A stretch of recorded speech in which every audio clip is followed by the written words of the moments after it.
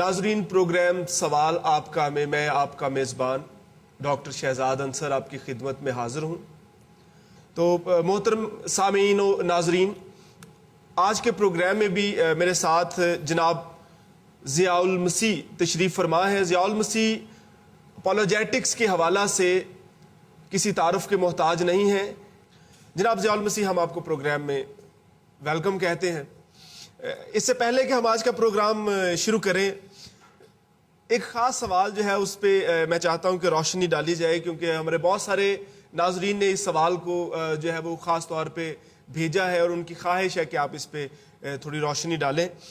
آپ نے گزشتہ پروگراموں کے دوران عیسیٰ المسیح کے حواریوں کو آذرو قرآن صاحب وحی بتایا تھا، تو ہمارے بہت سے ناظرین نے یہ سوال بھیجا ہے کہ اس پر مزید روشنی ڈالی جائے، کیونکہ بیشتر مترجمین قرآن اسے اللہ اور عیسیٰ المسیح کے حواریوں کے درمیان محض بات چیت کے طور پہ بیان کرتے ہیں، جو کہ حکم کا درجہ رکھتی ہے، کیونکہ یہ تو صرف بات چیت تھی اور اس بات چیت سے صاحب وحی ہونا تو ثابت نہیں ہوتا۔ جی ڈاکٹر شہزاد انصر صاحب، میں آپ کا شکر گزار ہوں کہ آپ دن بدن اچھے سے اچھے سوالات جو ہیں وہ مجھ تک پہنچا رہے ہیں، اور پھر جہاں تک آپ کے سوال کا تعلق ہے کہ اس پر مزید روشنی ڈالی جائے، کہ میں نے بیان کیا کہ عیسیٰ المسیح یسوع المسیح کے جو حواری تھے یا جو شاگرد تھے، ڈسائپلز تھے، وہ صاحب وحی تھے۔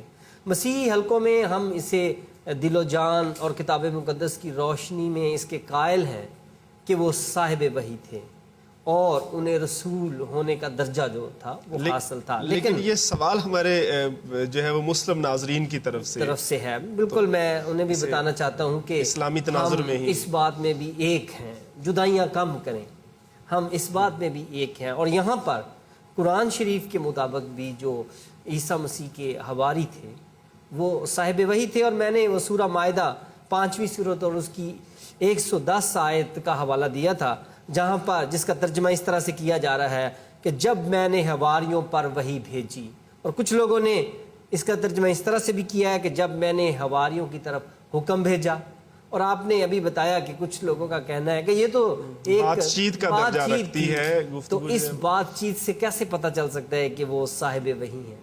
لیکن میں آپ کو صاحب وحی ہونے کے لیے مختلف شرائط اور درجات ہیں، بے شک لیکن میں آپ کو بتاؤں کہ اگر کسی اہم شخصیت کا آپ سے بات چیت ہو، یا فرض کریں صدر اوباما کا، یہاں کے پریزیڈنٹ آف پاکستان کا، پریزیڈنٹ آف یو کے کا آپ کو فون آئے، تو یقیناً آپ کوئی اہم شخص ہوں گے، کیونکہ مجھے تو نہیں آتا، لہٰذا اگر آپ کو آ رہا ہے تو مجھے سوچنا پڑے گا کہ آپ کون ہیں۔ اور اگر اللہ تعالیٰ عیسیٰ مسیح کے حواریوں سے بات چیت کر رہے ہیں اور اس کے لیے قرآن شریف میں باقاعدہ سے عربی ٹیکسٹ میں لفظ وحی آ رہا ہے، تو پھر اس میں پرابلم کیا ہے؟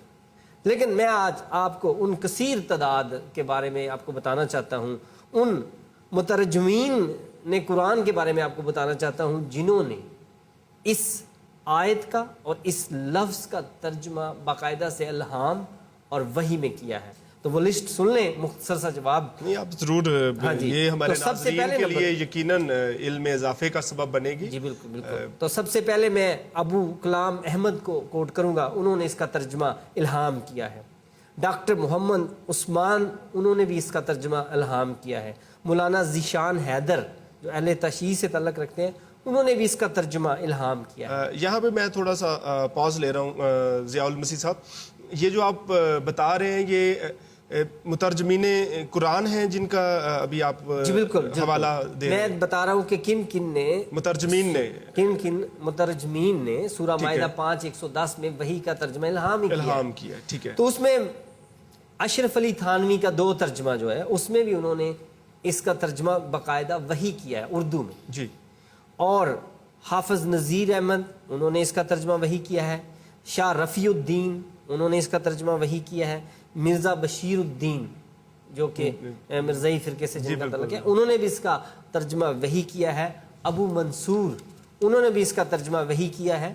اور پھر انگلش کی طرف اگر آپ جو انگلش کے ٹرانسلیشنز ہیں، اردو کے جو قرآن شریف کے ٹرانسلیشن ہیں وہ کوئی 70 سے زیادہ ہیں، اور اگر آپ ان سب کا انالیسز کریں تو بات آپ تک جو ہے وہ پہنچ جائے گی کہ زیادہ تر مترجمین جو ہیں وہ الہام اس عربی ترجمے کا کیا کرنا چاہیے. گو کہ آج ہمارے بہت سے جو مسلمان بھائی ہیں انہوں نے ایسا بھی کیا ہے کہ جو پرانے مترجمین تھے جنہوں نے ترجمہ قرآن کیا اور وہ ایک عالم کی حیثیت تھی ان کا جو آج کا وہ ترجمہ مارکیٹ میں اویلیبل ہے ان سے بہت سے لفظ نکال دیے ہیں. پتہ نہیں یہ کس کی اجازت سے انہوں نے کیا, لیکن ہم انگلش کی طرف آتے ہیں. تدوین کے اصول جو ہیں ان کے بھی خلاف ہے, کیونکہ جب آپ تدوین کر رہے ہیں تو پھر آپ کو منشائے مصنف اور مترجم جو ہے وہ ان سے انحراف نہیں کرنا چاہیے. جو انہوں نے لکھا تھا اسے منوان رکھنا چاہیے. لیکن ایسی مثالیں موجود ہیں, لیکن چونکہ ہمارا موضوع نہیں ہے یہ, ورنہ میں آپ کو وہ الفاظ اور وہ جو ترجمہ کرنے والے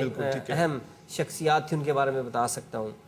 اچھا, سب سے پہلے وحید الدین خان صاحب جنہوں نے یو ایس اے سے اپنا انگلش کا جو ٹرانسلیشن جو تھا اسے ایشو کیا, بہت پاپولر بھی ہوا بعد میں, تو انہوں نے اس کا انسپائرڈ ترجمہ کیا ہے وہاں پر کہ عیسیٰ کے حواریوں کو اللہ تعالیٰ نے انسپائرڈ کیا. اور آپ سمجھتے ہیں کہ انسپائرڈ الہام کے لیے ہی لفظ استعمال ہوتا ہے. اور پھر پکتھول جو مشہور زمانہ ترجمہ ہے انگریزی کا, اس نے بھی اس کا ترجمہ انسپائرڈ ہی کیا ہے. پھر مولانا یوسف علی بہت پاپولر انگلش کا ترجمہ ہے ان کا, اور ان کے جو موجودہ ترجمہ مارکیٹ میں ہے اس میں سے بہت سے الفاظ جو ہیں حذف کر دیے گئے, چینج کر دیے گئے ہیں, جیسا کہ بیپٹزم لفظ جو تھا اس کی جگہ پہ ہیو کر دیا گیا ہے. تو اور بھی بڑی مثالیں ہیں, لیکن اس بات کو ہم چھوڑتے ہیں. ملک غلام فرید نے بھی اس کا ترجمہ انسپائرڈ کیا ہے, اور عبد الماجد نے بھی, جو عبد الماجد ہیں, عبد الماجد دریابادی کی بات کر رہے ہیں؟ نہیں, یہ ترجمہ کرنے والے جو تھے مترجم ہیں, ہاں, انہوں نے اس کا ریویلڈ ترجمہ کیا ہے. وہ بھی آشکار کرنے اور منکشف ہونے کے حوالے سے آپ کا, یعنی کہ عیسیٰ المسیح کے جو حواری تھے, یسوع المسیح کے جو شاگرد تھے, انہیں رسول ہونے کا درجہ حاصل تھا. اور مولانا فتح الحمید جو ہیں وہ اپنے جو کہ انہوں نے بھی ترجمہ کیا ہے, یہ بہت پاپولر ہوا, یہ بھی ترجمہ ان کا ترجمہ بہت آج کل وہ پڑھا جاتا ہے اور ایکسیپٹڈ ہے. جی, وہ اپنے صفحہ نمبر 594 میں لکھتے ہیں کہ خدا تعالیٰ نے عیسیٰ کے حواریوں کو ان کے بعد پیغمبری عطا فرمائی تھی. سورہ یاسین کو جب وہ تھوڑی سی اس کی تفسیر لکھتے ہیں حاشیے میں, تو صفحہ نمبر 595 میں لکھتے ہیں کہ ہاں, اللہ تعالیٰ نے عیسیٰ کے حواریوں کو ان کے بعد پیغمبری عطا فرمائی تھی. اور اگر آپ مولانا یوسف علی کا فٹ نوٹ دیکھیں انگلش ترجمے کا, تو وہ لکھتے ہیں soon after the Christ his disciples successfully preach there. انطاکیہ میں وہ بتا رہے ہیں کہ انطاکیہ میں انہوں نے پریچنگ کی تھی, اور وہاں پہ لکھا ہے کہ وہ وہاں پہلی دفعہ they were called Christian first time. اور یہی ریفرنس ہمیں اعمال کی کتاب میں بھی ملتا ہے. تو یہ والا اس کا صفحہ نمبر کیا ریفرنس ہے؟ صفحہ نمبر میں نے نہیں لکھا, لیکن انہوں نے سورہ یاسین کی تفسیر کے دوران حاشیے میں نیچے کرتے ہوئے اس کو بیان کیا ہے. لہٰذا آپ دیکھ سکتے ہیں کہ بعض مترجمین جو اس صاف لفظ کا ترجمہ گول مول کرنا چاہتے ہیں, حکم کیا یا وہ دوسرا کرنا چاہتے ہیں, تو آپ سمجھ سکتے ہیں کہ پتہ نہیں وہ ایسا کیوں کر رہے ہیں, کیوں اللہ کے صحیح اور صاف جو الفاظ ہیں ان کو وہ کیوں اس کا صحیح ترجمہ نہیں کرنا چاہتے, کنفیوزڈ فارم میں پیش کرنے کی کوشش کی جا رہی ہے. جی بالکل. لہٰذا ہمیں بتایا جا رہا ہے یہاں پر کہ وہ رسول تھے. اور یہاں میں آپ کو ایک اور بات بتاؤں کہ سورہ یاسین میں جب ان کے لیے یہ آئی ہے بات, تو وہاں پہ لکھا ہے کہ ان کو وہ والا قصہ بھی بتا دو جب اس بستی کے پاس رسول آئے. وہاں پہ جمع کا ترجمہ ہے, اور آج اس پہ تھوڑی سی جو ہے مفسرین قرآن ہے وہ تھوڑی سی بات چیت بھی کرتے ہیں کہ اگر وہ عیسیٰ المسیح کے حواری نہیں تھے تو پھر وہ کون سے رسول تھے. تو پھر یہ بھی سوال اٹھتا ہے کہ اللہ تعالیٰ نے تو کبھی 2 یا 3 اکٹھے رسول ایک ہی علاقے میں نہیں بھیجے. ایگزیکٹلی وہ اس پہ تو ہمیں تاریخ میں نہیں ملتا, لیکن آپ کو بائبل میں سے اناجیل اربع میں سے مطالعہ کرتے ہوئے یہ بات آپ تک ضرور پہنچے گی کہ یسوع المسیح کی یہ سنت تھی کہ وہ انہوں نے اپنے رسولوں کو 2-2 3-3 کر کے تبلیغ کے لیے مختلف علاقوں میں بھیجا. یہ جو بات چل رہی تھی ہمارے پروگرام میں نسب ناموں کے حوالے سے, اور پھر اس میں خاص طور پہ جس بات پہ آپ بہت زیادہ زور دے رہے تھے وہ تھا مسیح کے جو نسب نامے ہیں ان میں خصوصاً شاہی نسل پہ آپ بہت زیادہ زور دے رہے تھے, اور آپ نے اس بات کو بیان کیا کہ متی جو ہے وہ شاہی نسل کو درج کر رہا ہے. لیکن اگر آپ یورام سے عزیہ پیدا ہوا کے الفاظ پر غور کریں جو کہ متی پہلے باب اس کی 9 آیت میں درج کرتا ہے، تو عہد عتیق میں جب ہم دیکھتے ہیں دوسرا سلاطین 8 سے 14 باب کے مطالعہ کے دوران ہمیں اس بات کا علم ہوتا ہے کہ یورام سے عزیہ کے درمیان 3 بادشاہ آتے ہیں، اخزیہ، پھر یواس ہے، پھر امسیہ ہے۔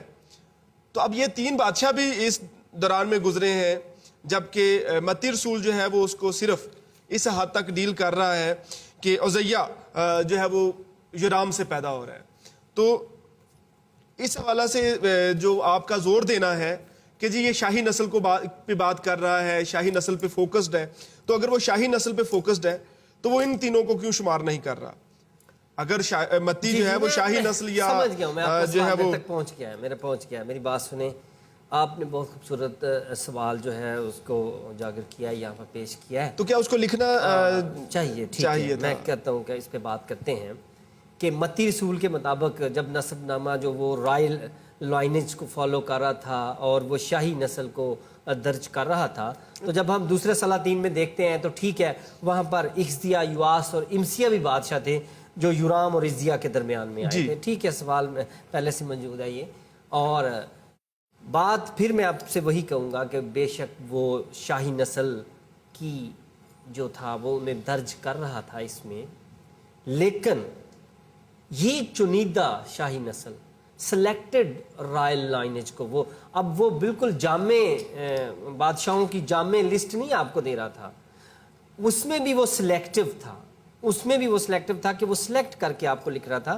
اور اگر اس انتخاب میں اس نے وہ 3 نام چھوڑے ہیں تو کوئی بات نہیں، اس نے آگے جا کے بالکل صحیح ہمیں بتایا ہے متی نے کہ یورام سے عزیہ، یورام سے ان تینوں بادشاہوں کو چھوڑتے ہوئے عزیہ بادشاہ تک آپ کو پہنچایا ہے۔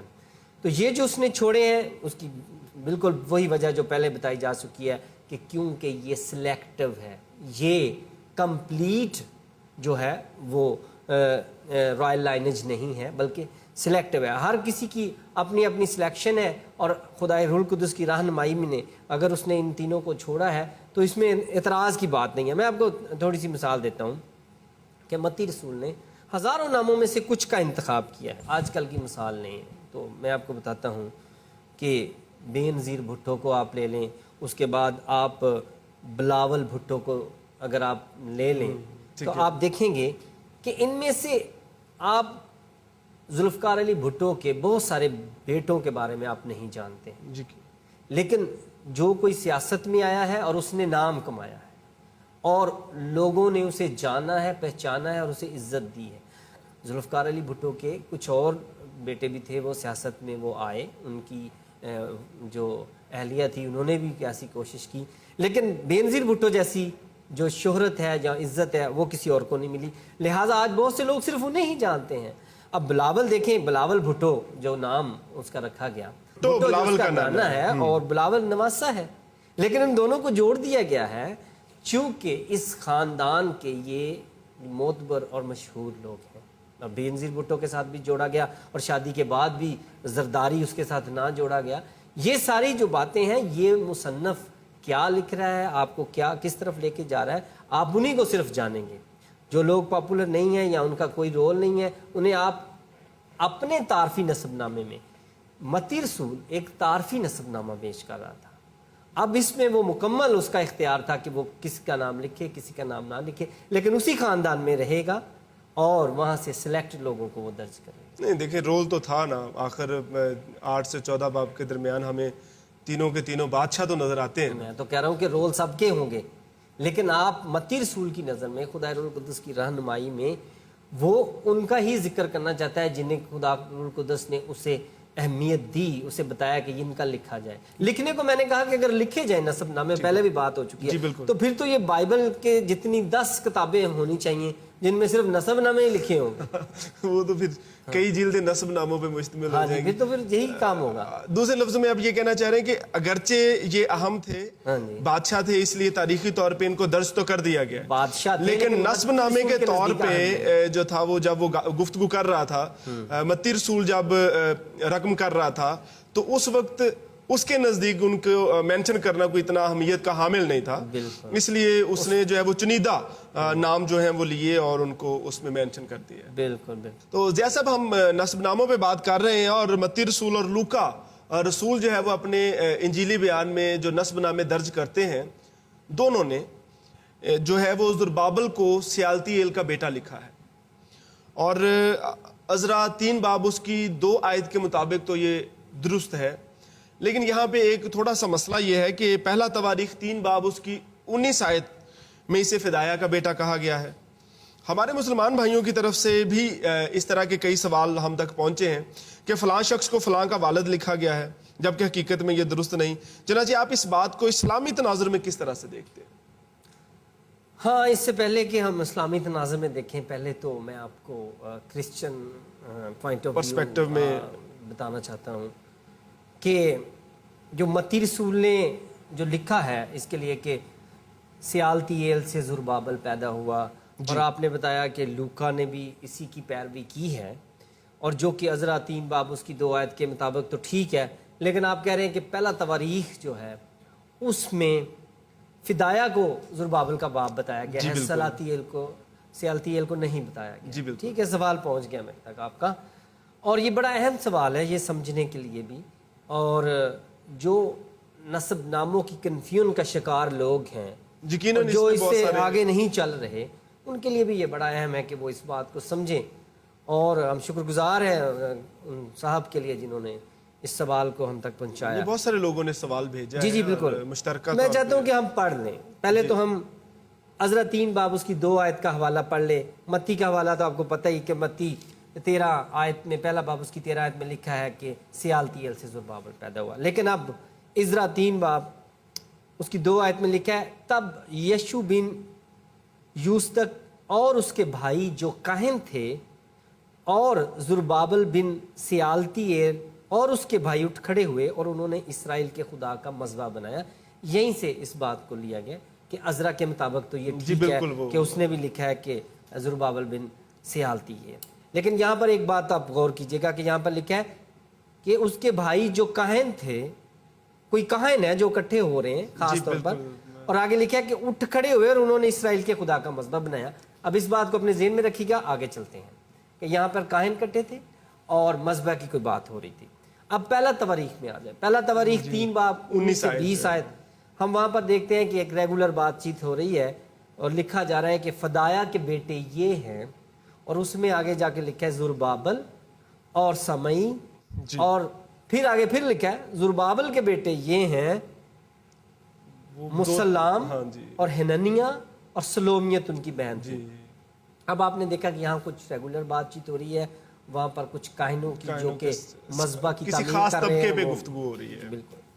लिहाजा मैं आपको ये बात भी वाज़ेह कर दूँ कि जो अहद अतीक में नस्ब नामे आए हैं वो भी कोई जामे नस्ब नामे नहीं है, कंप्लीट वो जो है ना वो नस्ब नामे नहीं है। क्योंकि अगर कंप्लीट नस्ब नामे जो यहूदी कौम है इब्राहिम से लेकर यूसुफ तक या आदम से लेकर यूसुफ तक अगर लिखे जाएं तो मैंने आपको बताया तो वो तो बहुत सारी किताबें, तो ज़ाहिर है कई जिल्दें बन जाएंगी, वो उस पे तो ऐसा नहीं है, वहां भी सिलेक्टिव है और सिलेक्टिव ही हो सकते थे, जामे हो ही नहीं सकते थे, क्योंकि ये तारफी नस्बनामे सिर्फ तारफी, मतलब जिस हद तक जरूरत थी उस हद तक जरूरत थी मेंशन वहां कर तक की दिया बात गया की गई है। ये आपको कोई नस्बनामों की आपके पास कोई रजिस्टर नहीं पहुंच गया या कोई उनका जो उनका कानूनी रजिस्टर था या उनके खानदानी, वो नहीं आपके पास, ये तारफी है। वैसे तो यहूदी बड़े इस मामले में ताक, मैंने कहा कि वो ताक थे, उनके पास अलहदा से उनके रजिस्टर थे, लेकिन यहाँ पर सिर्फ तारफ के तौर पर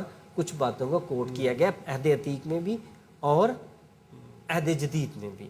लिहाजा अब यहाँ पर जब हम आते हैं तो हम देखते हैं कि यहाँ पर लफ्ज़ क्या इस्तेमाल हुए हैं। ये बात क्लियर कर देगा कि अगर आप अज़रा 3 बाब उसकी 2 आयत में देख लें तो वहाँ पर लिखा है ज़ुरबाबल बिन सियालतीएल, یہ جو بن لفظ ہے، جی جی، اب اس کی جب ہم اسٹرانگ لائٹ ڈکشنری میں جا کر اس کا ترجمہ دیکھتے ہیں تو وہ وہاں پر ہمیں ملتا ہے کہ اس کا مطلب ہے son, grand son, child, member of group, member of family, یعنی کہ بیٹا، پوتا، بچہ، خاندان کا خاندان کے افراد یا خاندان میں سے کوئی فرد. ہاں. اور بن لفظ جو ہے وہ ولدیت نہیں ہے. اوکے، ضروری نہیں ہے کہ وہ ولدیت ہو، لہٰذا اس چکر میں نہ پڑیں اور نہ اپنے آپ کو اس میں کنفیوز کریں. حضور ہم تو اب تک اس کا مطلب یہی لیتے ہیں.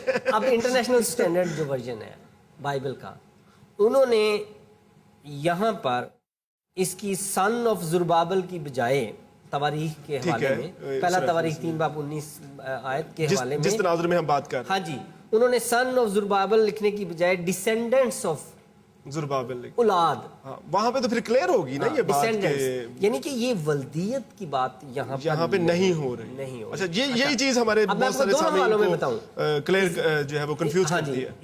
عزرا کی جو حوالہ ہے اس میں بھی بین لفظ ہے. ٹھیک ہو گیا.